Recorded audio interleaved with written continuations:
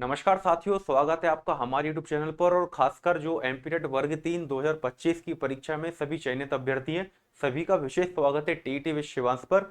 और आपको जैसा पता है कि अब आपकी चयन प्रक्रिया तो लगभग लगभग समाप्ति की ओर है। आपका रिजल्ट आ चुका है, आप मेरिट में आ चुके हैं। हाँ, कुछ इश्यू चल रहे हैं जैसे 7.7 वगैरह का या डीएलएड सेकेंड ईयर रनिंग का, तो उन सब मुद्दों पर भी हम बाद में बात करेंगे। अभी डॉक्यूमेंट वेरिफिकेशन की प्रक्रिया के बारे में हम थोड़ा सा समझ लेते हैं। मेरा सिलेक्शन हुआ है वर्ग 2 में और लगभग आधी से ज्यादा प्रक्रिया से मैं गुजर चुका हूं, तो कुछ आपको मार्गदर्शन मैं आपको देना चाहता हूं। आप चैनल के साथ जुड़े रह सकते हैं। तो जो डॉक्यूमेंट वेरिफिकेशन प्रक्रिया की हम बात कर रहे हैं, तो आपने एक खबर देखी होगी कि इस बार जो आपका डॉक्यूमेंट वेरिफिकेशन होना है कुछ अलग तरीके से होना है। अलग तरीके से कैसे? एक्चुअल में क्या है कि पहले टीआरसी पोर्टल के माध्यम से, जैसे वर्ग 2 वालों का भी अभी हाल ही फिलहाल में टीआरसी पोर्टल के माध्यम से ही प्रोफाइल पंजीयन, डॉक्यूमेंट अपलोडिंग का काम हुआ और वहीं पर सारी जानकारियां मिलती रही। लेकिन एक न्यूज पेपर की कटिंग भी आपको देखने मिली होगी कि अब जो है ऑनलाइन डॉक्यूमेंट वेरिफिकेशन आपका किया जाएगा और एजुकेशन पोर्टल के माध्यम से किया जाएगा। तो इस बारे में हम पॉइंट टू पॉइंट डिस्कस कर लेते हैं। साथ ही साथ आपको कौन से डॉक्यूमेंट अभी तैयार रखने हैं जिससे आपको बाद में समस्या ना आए, और वर्ग 2 वालों ने क्या गलती की वो आप ना करें, ठीक है ना। एजुकेशन पोर्टल आप एमपी का सर्च करोगे, गूगल पे जाओगे, एजुकेशन पोर्टल 3.0 डालोगे तो आपको ये पोर्टल वहां पर दिख जाएगा। अभी आप देख सकते हैं वर्तमान में एजुकेशन पोर्टल के माध्यम से कितने सारे कार्य होते हैं। एक बार मैं आपको जूम करके दिखा देता हूं। जो एजुकेशन पोर्टल है अपना, इसके माध्यम से कितने और बहुत सारी चीज इसके थ्रू मैनेज की जाती हैं। तो एक बार आप इसको देख लीजिए, जैसे school directory, transport management, school management, academic calendars, scheme management, promotion and TC management, ठीक है ना, hostel management, guest faculty management. Guest faculty का मैनेजमेंट भी जो जीएफएमएस पोर्टल के माध्यम से किया जाता है, वो गेस्ट फैकल्टी मैनेजमेंट भी यहीं से किया जा रहा है, ठीक है ना। तो अब इसमें आपकी एक चीज और ऐड हो जाएगी, मतलब अभी कंफर्मेशन इतना तो नहीं है, बाकी न्यूज़पेपर के अकॉर्डिंग तो भाई लगभग बात सही ही होती है। आपका जो डॉक्यूमेंट वेरिफिकेशन की जो प्रोसेस है, ठीक है ना, डॉक्यूमेंट वेरिफिकेशन जो प्रोसेस है वो भी एजुकेशन पोर्टल के माध्यम से करवाई जाएगी, ठीक है।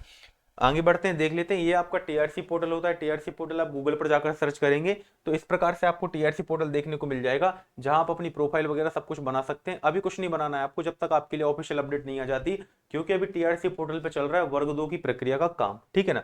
तो अभी आपको कुछ भी नहीं बनाना है। वर्ग 2 वालों ने भी आगे आगे होकर सब कुछ कर लिया था, बाद में क्या टेक्निकल इश्यूज आ जाते हैं, तो अभी आपको कुछ भी नहीं करना है। जिसका सिलेक्शन डीपीआई में हुआ है वो लोक शिक्षण में जाएगा, जिसका सिलेक्शन ट्राइबल में हो जनजाति कार्य विभाग। दो ऑप्शन आपको यहाँ पर मिल जाएंगे, जैसा कि पहले की प्रक्रिया में होता रहा है, ठीक है।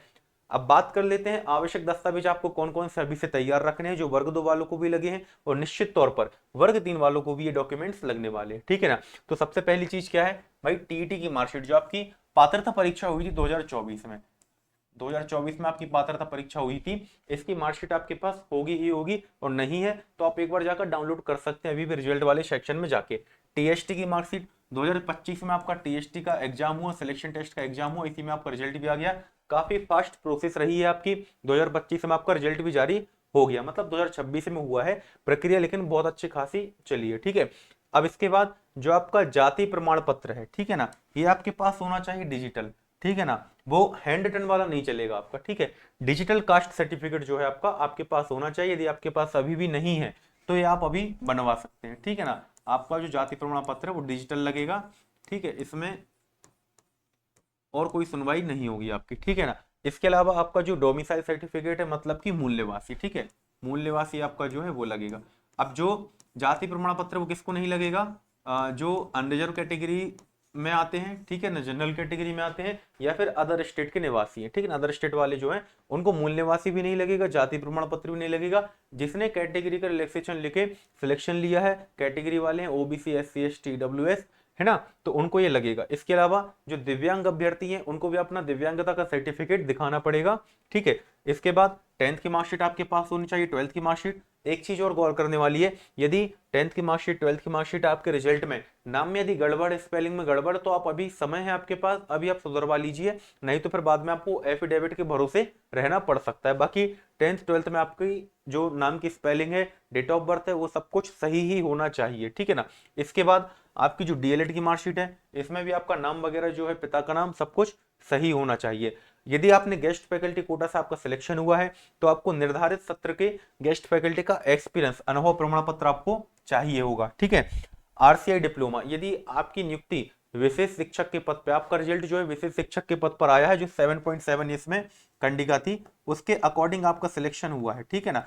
तो आपको आरसीआई डिप्लोमा भी प्रस्तुत करना अनिवार्य है, ठीक है ना, क्योंकि आपको उसके बोनस मार्क्स मिले हुए हैं। इसके बाद रोजगार पंजीयन, लगभग एमपी की प्रत्येक वैकेंसी में रोजगार पंजीयन अनिवार्य है, मैंडेटरी है, रोजगार पंजीयन भी आपके पास होना चाहिए, ठीक है ना। इसके अलावा जो आपका पीडब्ल्यूबीडी सर्टिफिकेट बनता है, जो दिव्यांग अभ्यर्थियों के लिए होता है, ये भी आपके पास होना चाहिए, मतलब जो दिव्यांग अभ्यर्थी उनके लिए मैंडेटरी चीज है ये उनके पास होना चाहिए। इसके बाद जो डॉक्यूमेंट वेरिफिकेशन आपका कब तक हो सकता है, तो अभी आपको पता है जो वर्ग 2 है, ठीक है ना, जो आपका वर्ग 2 है, बहुत सारे अभ्यर्थी जो हैं जिनका सिलेक्शन वर्ग 2 में भी हुआ, वर्ग 3 में हुआ हुआ है, तो वे सभी इस बात से इत्तेफाक रख रहे हैं कि भाई सितंबर में इनका रिजल्ट आया था, ठीक है ना, सितंबर में रिजल्ट आया, देन नवंबर में इनकी डॉक्यूमेंट वेरिफिकेशन की प्रक्रिया जो डीपीआई की थी वो स्टार्ट हो पाई थी, वो भी भोपाल जाने के बाद, ठीक है ना। तो वर्ग 3 वाले भी इस चीज के लिए तैयार हैं कि विभाग स्वयं से कुछ भी काम नहीं कर रहा है, जो भी हमें वर्ग 2 की अपडेट देखने मिली है, एक बार भोपाल जाओ तब जाकर कहीं एक बार अपडेट आ पाती है उनकी, तब जाके एक बार प्रोसेस उनकी आगे बढ़ पाती है। वर्ग 2 वाली इस चीज से बहुत ज्यादा परेशान हो चुके हैं। तो सितंबर में रिजल्ट आया था, नवंबर में प्रक्रिया चालू हुई थी, जनवरी में प्रक्रिया, लगभग जनवरी में इन्होंने डीपीआई वालों की जो फिजिकल डॉक्यूमेंट वेरिफिकेशन है वो करवा लिया था। और जब ट्राइबल का डॉक्यूमेंट वेरिफिकेशन होने वाला है, ट्राइबल डिपार्टमेंट थोड़ा क्या है इससे पीछे चलता है, पहले हमने देखा था लगभग 15-20 दिन पीछे चलता है, अब हम देख पा रहे हैं कि 3-4 महीने पीछे चल रहा है सीधा सीधा, ठीक है ना। तो ट्राइबल का जो डॉक्यूमेंट वेरिफिकेशन होना है, भौतिक दस्तावेज सत्यापन होना है, वो होना है 9 अप्रैल से, ठीक है ना। तो काफी समय इसमें भी जाने वाला है, ठीक है ना। अब विभाग क्या है कि वर्ग 2 का ही पहले करवा ले, उसके बाद वर्ग 3 की प्रक्रिया पर आ पाएगा। तो वर्ग 2 की जो ज्वाइनिंग है संभावित है मिड जुलाई तक, या जुलाई लगभग एंड होने वाला रहेगा सेशन, तब तक जुलाई तक इनकी ज्वाइनिंग प्रक्रिया हो पाएगी, ठीक है ना।